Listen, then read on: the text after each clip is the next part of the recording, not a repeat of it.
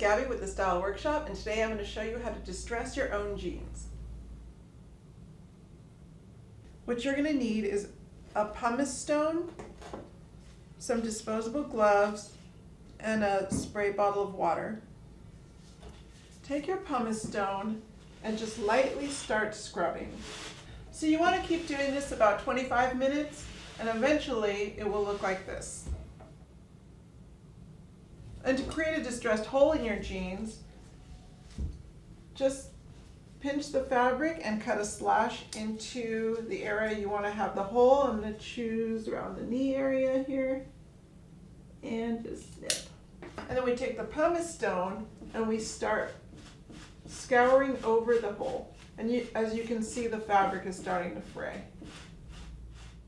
If it starts to get too dusty, you can spray a little water on your pumice stone and it'll keep it from getting too much dust. The water also helps create a paste from the pumice stone, which will help distress the denim. And now you have a pair of distressed jeans.